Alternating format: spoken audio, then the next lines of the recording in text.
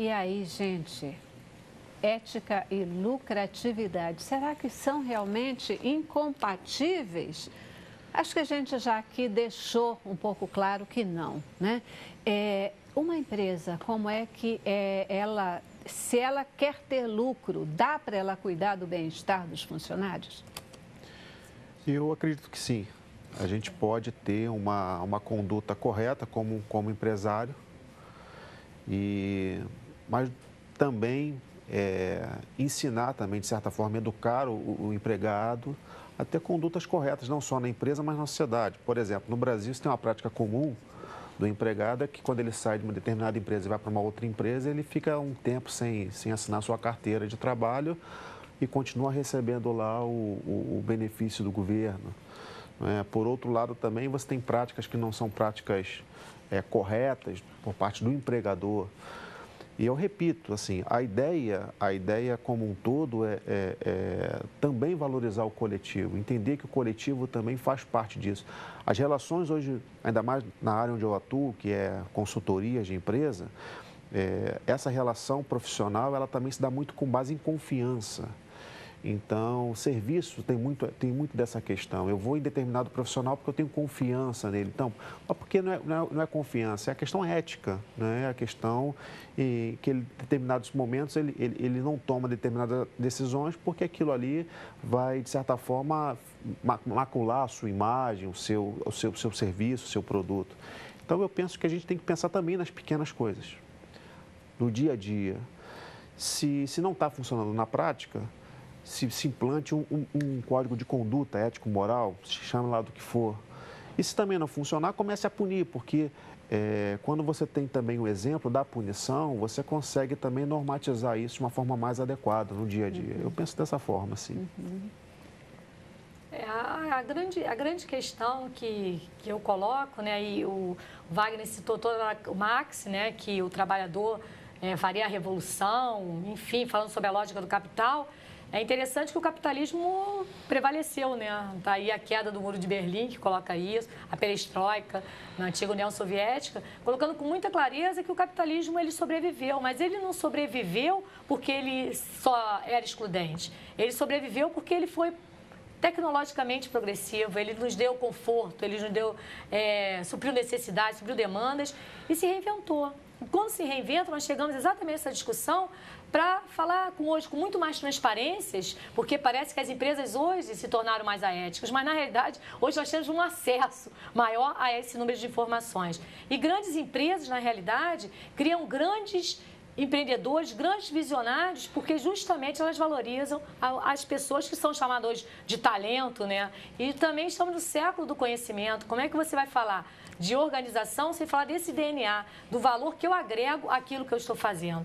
Então, a grande realidade é que a ética, ela é o principal atributo do trabalhador, porque nós temos pessoas inteligentíssimas, totalmente aéticas, né? Que na realidade criam situações aí de conflito social muito severas, não porque são empresas, porque são pessoas.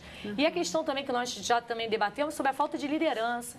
Nós estamos com uma falta de liderança justamente porque as pessoas esperam que alguém seja esse líder que vai na frente, esquecendo. Aliás, eu costumo dizer que a terceirização deu certo na culpabilidade de algum tipo de problema, quando na realidade eu contribuo também por tudo que eu estou fazendo, pelo fato social que eu represento. Quanto mais nós que militamos na área de educação, né, nós geramos exatamente o quê?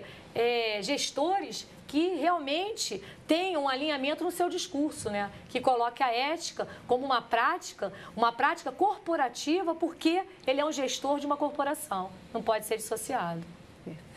A sociedade, ela se tribaliza fundamentalmente, se torna em grupos e guetos. Era diferente. Antigamente, a sociedade tinha harmonia maior dos valores, ela não era tribalizada, ela era muito mais homogênea. A geração da década de 20, 40, ela vem mudando e vem se tribalizando, se dividindo.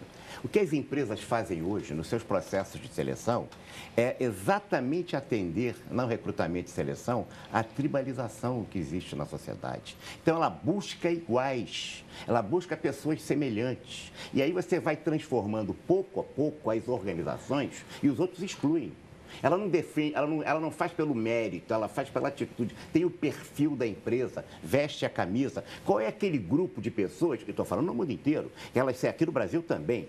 Antes se fazia a seleção pelo retratinho para ver se a pessoa era bem apessoada. Hoje o que as organizações fazem é exatamente verificar, muitas vezes até o exame de DNA, pedindo um fiozinho de cabelo, ou uma gotinha de sangue.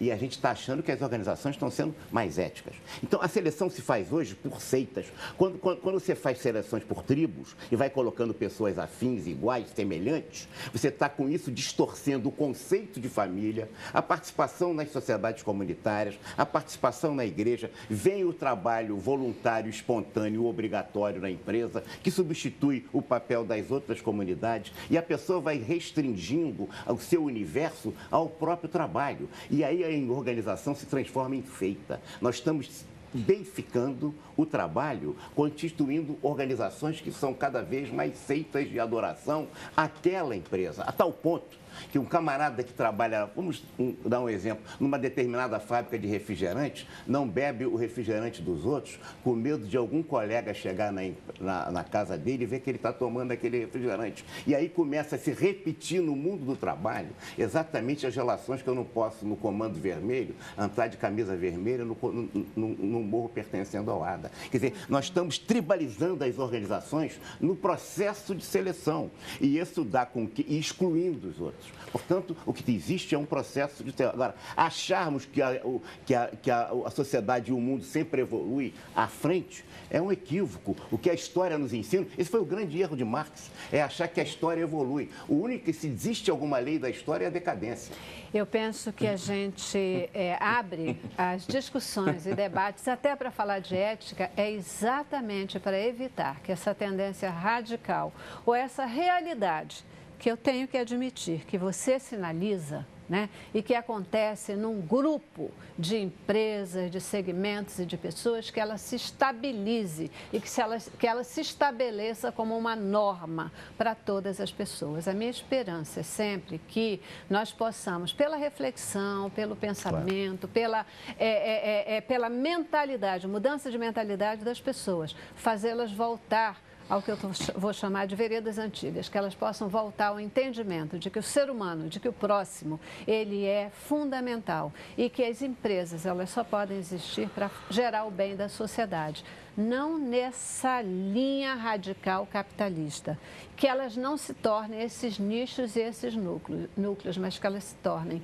ambientes propícios para o desenvolvimento do ser humano. Porque, afinal de contas, o trabalho, ele é forte, mas ele dignifica. As pessoas sem trabalho, elas não subsistem. Claro. Elas precisam do trabalho, elas precisam receber, elas precisam dos benefícios, e isso só é possível se as empresas tiverem lucro. Porque sem lucro, como é que elas chegam lá, né? Como é que elas chegam lá? Uma discussão forte, né? Uma discussão forte, mas que vai ficar muito aí para o nosso telespectador poder considerar as diferentes opiniões de vocês e poder chegar a uma conclusão.